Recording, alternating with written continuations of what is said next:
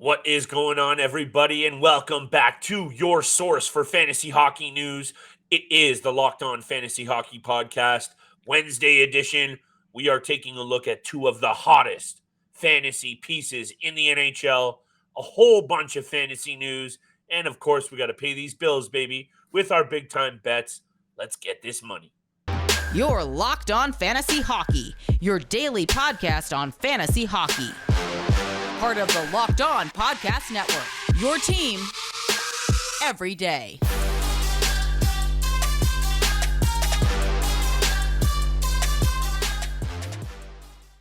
What is going on, everybody, and welcome back to your show. It is the Locked On Fantasy Hockey Podcast, alongside my esteemed co-host, Mr. Steele Roden, who is on fire with his picks. So make sure you're tuned in to the end of the show. And of course, it is your boy, Big Flip Livingstone, trying to keep up with the kid here. Steele is on a heater with the picks, so make sure you're here for the end of the show. And thank you for making us your first listen every single day. Today's episode, people, is jam-packed full of all the fantasy content that you need. That includes taking a look at two of the hottest players in the NHL, in Jason Robertson and Mitchell Marner, doing a little Who Would You Rather, a cornerstone segment of this podcast. But Steele and I will also be serving up our big-time bets at the end of the podcast. And, of course, we have to get to some of this news across the league, Steele. We have a big signing out of the Dallas Stars, but we also have some rumblings about return to the ice from some key players.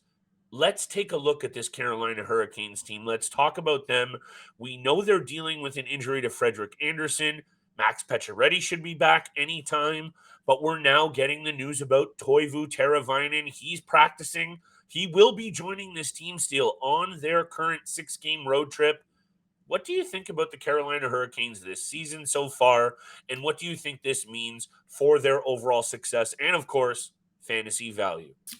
Well, they're a legitimate threat even without those three players because the way Ronta and Kochetkov are playing right now in the crease, they've got a well-balanced. Obviously, you want Freddie Andersen back in there because he's your number one goaltender, but the fact that they're getting it done without him right now is remarkable. And then, definitely getting Teuvo Teravainen back in the lineup since he's been out since, I believe, November 10th. So that's a big addition once he gets back into the lineup as well. And then I don't think we should expect Max Pacioretty. I don't know what the timetable is for him, but I thought it was in mid-January for him to return from that Achilles injury that he's been trying to get back on the ice for. But once these guys do get back into the lineup, especially a guy and a veteran presence in Max Pacioretty, we haven't even seen him in a Hurricanes jersey. But a veteran presence, a guy who's been there before, who can lead by example with some of these younger guys that we've talked about, I think is going to be a great presence on the ice, in the locker room. And a guy like Teuvo Teravainen right now, who's only owned at 60 to 66% in both Yahoo and ESPN leagues, might be available, and a guy that I would definitely keep an eye on at picking up because he's got 7 assists in the 14 games. No goals. He's not a goal-scoring machine, but the apples he likes is where his main targets are at. So definitely a guy I'm keeping my eyes on. I might be ahead of the gun, ahead of the jump on Max Pacioretty, a little excited for what this could mean to this Carolina team. And maybe that's how I'm looking at this a little bit over the top. Steele is Teravainen has been a solid and consistent fantasy piece. How about 76 points, 63 points, 65 points? The Carolina Hurricanes, all of a sudden, if they get a couple of these fantasy pieces back, they will now become, in my opinion, that top team in that Metro division that I've been expecting them to be all season. We'll see what happens, though. But I think what you mentioned, what does this do for the value for the pieces around them? Maybe Seth Jarvis in that top line. I got to talk about Seth Jarvis if I'm talking about the Carolina Hurricanes. I got to stick to my guns here, Steele. This just might mean a lot for those peripheral pieces. A little stress off that top line. They're able to balance out the scoring a little bit because you're right. We know that this team hangs their hat on the defensive end of things. The two goaltenders have been solid in the absence of Frederik Andersen. But I also want to talk about the Dallas Stars again, Steele. All of a sudden, this Dallas Stars team is looking real good. Either way you're looking at it, salary, fantasy value, first place in the division, They're an intriguing angle to look at. Roope Hintz, 8-year, $67.6 million contract with the Dallas Stars. The 26-year-old is an impressive little player. And I just want to flip it over to you because I know you've talked a lot about this player. You've been pretty high on him since I've been talking to you about hockey. So let me know what you think about this signing and what you think about the Dallas Stars moving forward now. Looking really good on paper, in the front office, and definitely on the ice. Yeah, it's absolutely incredible. And to me, it's actually kind of funny how this podcast went from a blue and white to a green and white, switching There from you the go. Leafs Rangers to the Dallas Stars. But we got to give credit where credit is due because Yeah. they're playing absolutely phenomenal. To me, I think the contract is a smidge big. It's a smidge big Okay. here. Okay. $8.45 million for the next 8 years, 26 years old. He's got 24 points in 22 games so far this season. And I'm trying to relate this and connect it to the Jason Robertson contract that we saw a week before. To me, the fact that you can go out and sign Roope Hintz for a long-term deal, like 8 years, $8.45 million, but you didn't want to sign a long-term contract with Jason Robertson, and you only have him for the next 3 years. You and I have talked at length about how the hands are tied for the organization of the Stars because of the Jamie Benn and the Tyler Seguin contract. Yes. That is no question a big problem for them, even though they are playing better this season. They are definitely a bounce back season, but their hands are tied. Seguin's got just under 10 million for the next 5 years, I believe. Jamie Benn, 9.5 or something, 9 million for the next 3 years. I'm pulling the numbers up, Steele. Don't worry. I'm hanging with you, brother. It's going to be difficult, especially when the Jason Robertson contract is over. I believe his contract was 3 years, 7.15 million. Still a great contract for both sides, but I would have liked to see Robertson signed to a long term before Roope Hintz, but nonetheless, Hintz has been amazing. The Dallas Stars are on the hook with Tyler Seguin at $9.8 million until 2027.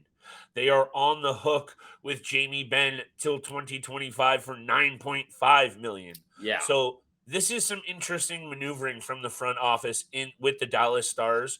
Jason Robertson now getting paid on that 4-year deal, 3-year deal at 7.75. I think it was 4. Yeah. Anyway, what we have to look at here with this Dallas Stars team, Steele, is we're going to talk about around the break who would you rather own between the two hottest players in the league with Mitch Marner and Jason Robertson. So this is a nice lead up right before we're getting to big time bets and chatting about Wednesday's schedule. This is a good signing for this team. Yes. Is it a bit high? I tend to agree with you, especially for a guy who's coming off one season above the 43-point plateau. Before last season, he had done not too much impressive. While he had some upside, Steele, I'm not going to take away from a young player. I'm with you on this one, but currently this Dallas Stars team is looking good, and they had to lock up Roope Hintz. Is it a little bit too much? Probably, but his fantasy value right now with 8 goals and 16 assists in 22 games is sky high.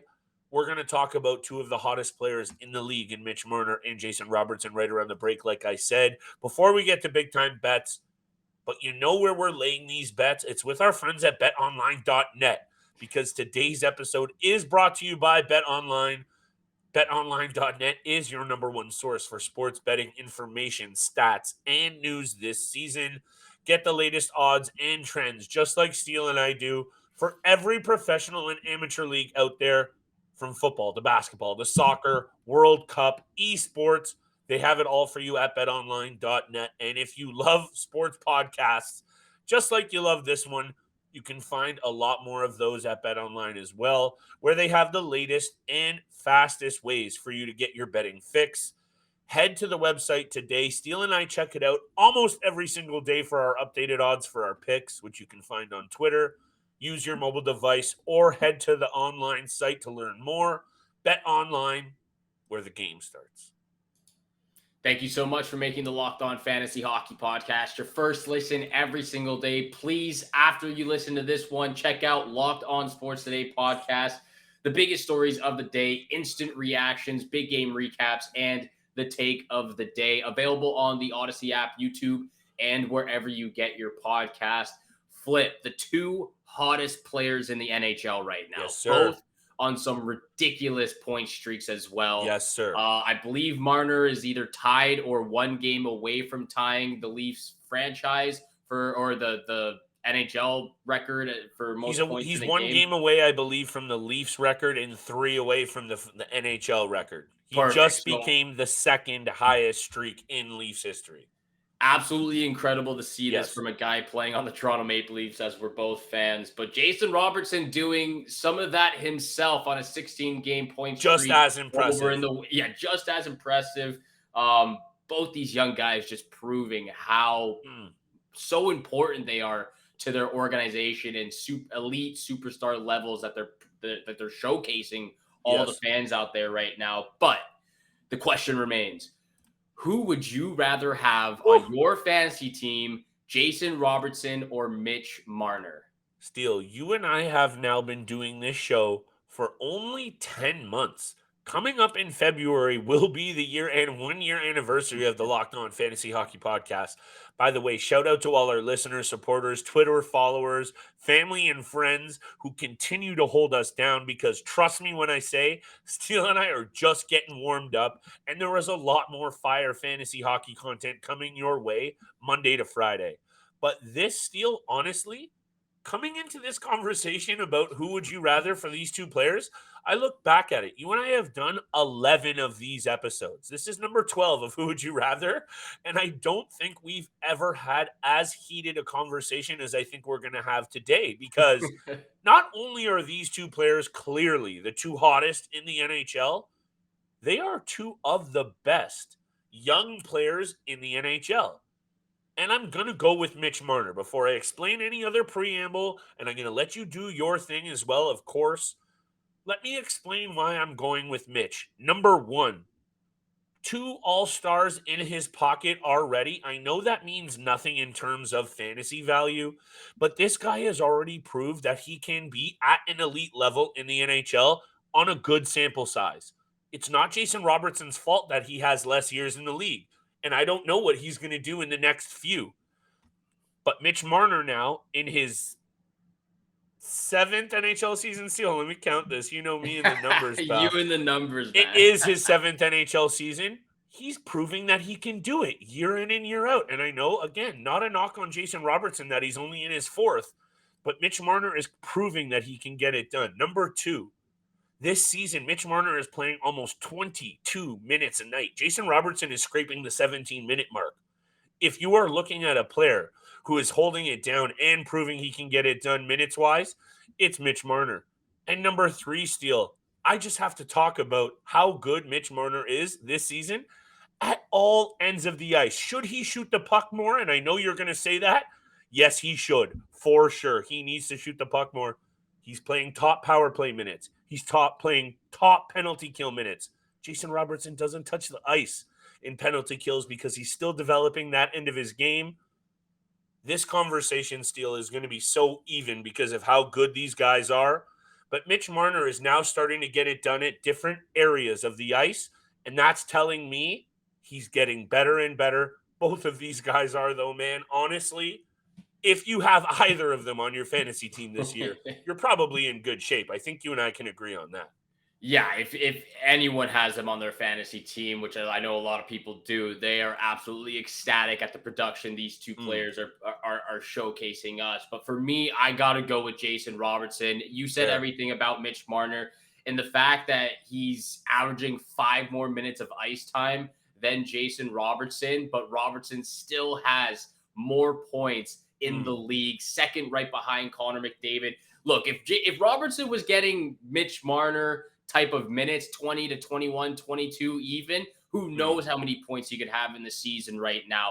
Robertson, 36 points in 23 games, 14 of those even strength goals as well. So he does it 5-on-5. He does it on the power play. Doesn't play the PK, which Mitch Marner does. So that is a favor for Mitch Marner. But Robertson has ice in his veins. We've talked about at length how clutch this guy is when it matters the most. He's already got 3 game-winning goals last year or this season. He had the most, or was tied for the most game-winning goals last season. And his contract, as of right now, probably looking like the best contract in the league, even though it's a shorter-term deal. Agreed. And again, for me, he makes everything just look so easy. At times with Mitch Marner, there's a little bit of too much stick handling. There's a little bit too much of him trying to be cute at the blue line, a couple of giveaways. But with Robertson, everything just seems to flow nicely. Everything's smooth, everything's simple, and he can get the job done from anywhere. And again, the fact that so many eyes are focused on Mitch Marner in this point streak that he's on, 16, 17 games now. Robertson is on a 16-game point streak as well, and he has 29 points in that time period. So the fact that he's getting it done with less ice time but producing more, I'm taking Robertson over Marner any day.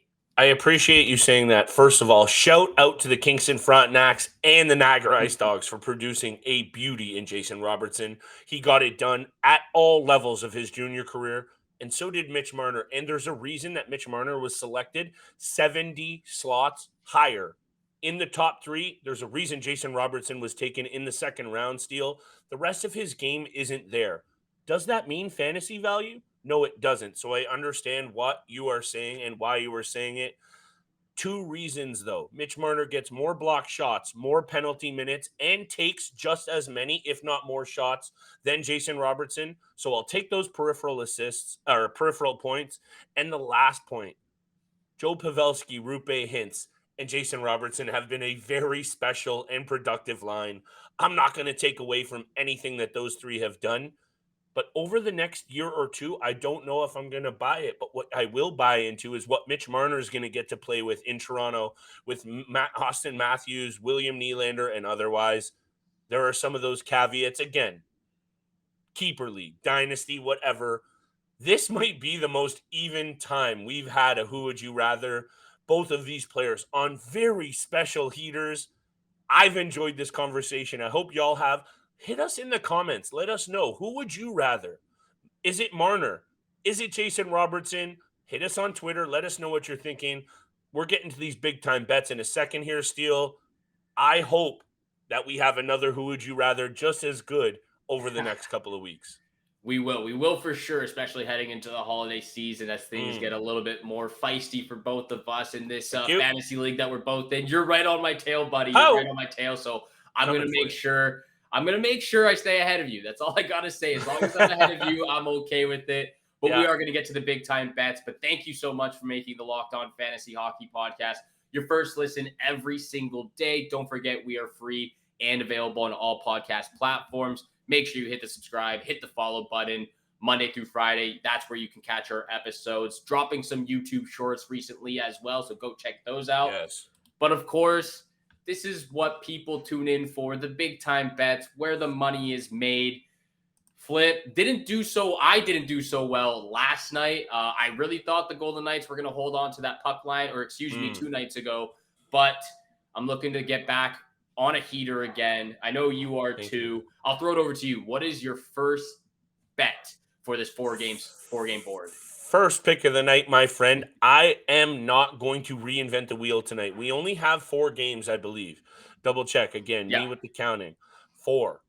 My first number that I looked at, Austin Matthews is starting to pick up a little bit of steam. Yes, is he on the pace that he was last year? No, but he is still having a great season with 11 goals and 15 assists in 24 games. This opportunity at home against the San Jose Sharks, I'm going to pounce all over Steele because you know me digging into the splits, taking a look at these head-to-heads. In 10 games against the San Jose Sharks, Austin Matthews in the regular season has 10 career goals and 4 assists. Let me hammer this Austin Matthews anytime goal. He's getting at least 1 tonight. I'm feeling that. I'm staying away from the Leafs. I'm staying away from the total. But Austin Matthews is going to get his tonight. Let me hammer that Austin Matthews anytime goal. We'll tweet out the live odds later tonight. I was really hoping you were reinventing the wheel, actually dropping a little Timothy Liljegren anytime goal or something. Now that I say it, who knows? It might actually happen. But, Austin Matthews, anytime goal, it's a safe bet, especially with the production he puts up against the San Jose Sharks. 10 goals, 10 games. Can't go wrong with that. My first pick of the night, I'm going over to the Oilers. I'm taking the Oilers on the puck line against the Blackhawks. Yes. Look, I understand there's some struggling inconsistency with the two goaltenders in Campbell and Skinner, but nonetheless, the Blackhawks are at the bottom of the league, along with the Sabres, along with the Senators, along with the Ducks. Now, the Blackhawks, just not a very good team. I got to go with the top dogs, even though it's really just McDavid and Draisaitl, Hyman chipping in every now and again. Bouchard's looked a little bit better, but I'm taking the puck line with the Oilers here. My friend, my co-host, and my brother, thank you so much, because number 2 pick on my cheat sheet, Oilers, puck line again. We don't have the updated odds. We'll tweet those out later tonight. Stay tuned to the Twitter account for all the latest.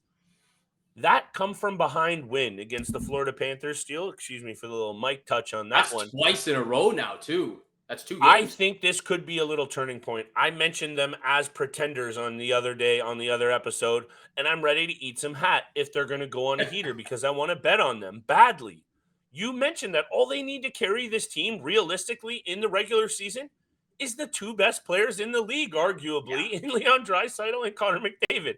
And look what they do on the overtime winner.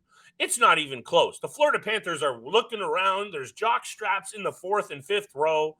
If those 2 players can continue to do what they do, and I think they're going to do what they do in a big way against this Chicago team, they will be in the mix. Let's see what happens. Give them a chance. And you mentioned the goaltending. Stuart Skinner is going to be the goalie this year. I think Jack Campbell got his little bit of money. He had his shot in Toronto, and he is going to be just fine with being what he's been his whole career, Steele, a number 2 goaltender. So Stuart Skinner's going to go on a bit of a heater, and that's my second pick as well. Oilers on the puck line, -1.5. We'll give you the updated odds a little later on. It's absolutely incredible to see what they've done the last 2 games. You know, they played the Rangers. They were down 3-0 entering the third period. They scored 4 goals in the third period to win that game. They do the exact same thing back and forth with the Panthers. Bouchard scores with like 10 or 15 seconds left in the third. And then, of course, Draisaitl from McDavid to finish it off in overtime. So love the pick. Love that you're on the same board as me. I'm going back to a team that I'm very disappointed in. Oh, I'm very disappointed. Rangers again? But yes, it is the Rangers again. I swear this is the 3rd or 4th, bets in a row where I've picked the Rangers on the money line. And I swear to God, if it doesn't hit this time, I'm never going back to them again. But I'm taking the Rangers on the money line, -115 against the Ottawa Senators. This team is just too good. I don't know what's not working for them. I don't know, man. They're giving up some bad goals, a couple of unlucky bounces, but they're a good team. Rangers on the money line. It's a gut feeling for you. I just have a gut feeling that this is going to be a very close game. This is going to be a one-goal game. It's going to be a 1-goal game, so wherever the puck line lands, I might just cop out fully and bet on the +1.5, and take my $18 on a $50 wager and move on. And maybe that just might be a good spot for a side bet because I think the Ottawa Senators are going to keep it close. I'll text you after the show. I'm looking at, again, you mentioned it the other day, I've been doing okay with my over-unders, and I have to go back to the well steal. The last game between the Buffalo Sabres and the Detroit Red Wings, and I think immediately when I mention these 2 teams, you know where I'm going if I'm going over-under. I got to go to the over. The last time these 2 teams met up, how about 11 total goals? I'm not going to explain this one anymore. Give me the Detroit Red Wings Buffalo Sabres game over the number. Last point, Tage Thompson is starting to really impress me. He's scoring some impressive goals, and if you haven't watched the highlights, go out and Google Tage Thompson's scoring highlight pack for this season and thank me later. Oh, and also, after teams who are on impressive heaters like the Golden Knights, Bruins, Devils, and Stars, you have the Buffalo Sabres as the 5th highest scoring team this season in the NHL with 81 goals. So start to pay attention for low fantasy value and the overs in these games, people. I know I'm starting to yell a little bit. I'm sorry if the kids are in the car. Turn the volume down on Uncle Flip a little bit. That's my bad. But the takeaway here is hammer these overs in the high-scoring games with the Buffalo Sabres, especially if they're playing a team like the Detroit Red Wings, who just allowed a very easy 4 spot against the Toronto Maple Leafs. That's my lock of the night, Steele. Give me the over 6.5 right now. Plus money as well at +105. If it's plus right now, I'm definitely dropping some coin on that game as well. But Thank for you. me, you mentioned Tage Thompson. He's one of the biggest highlights so far this season. Mhm. When he signed that contract with Buffalo, I think there was a lot of eyebrows that were raised, for some question Yep. marks about what the Buffalo Sabres were doing. But now Yes, sir. it's one of the best contracts in the league because he is For sure. producing. He's so young right now, and he's a vital piece of that organization. Mhm. My lock of the night, I'm going back to the well again. I'm taking the Leafs on the puck line. They hit for me against the Red Wings the other Whoa. day. I'm Okay. going with the Leafs again on the puck line against the Sharks. I Two know puck you line bets for you tonight? Two Back to the puck line king. puck line guru, baby. Here Puck we line go. guru. That's my lock of the night. I really do feel this in the sense the Leafs are heating up right now. Matt Murray's been incredible since coming back from the injury, and I like the Leafs in this spot right now. So Leafs on the puck line for my lock of the night.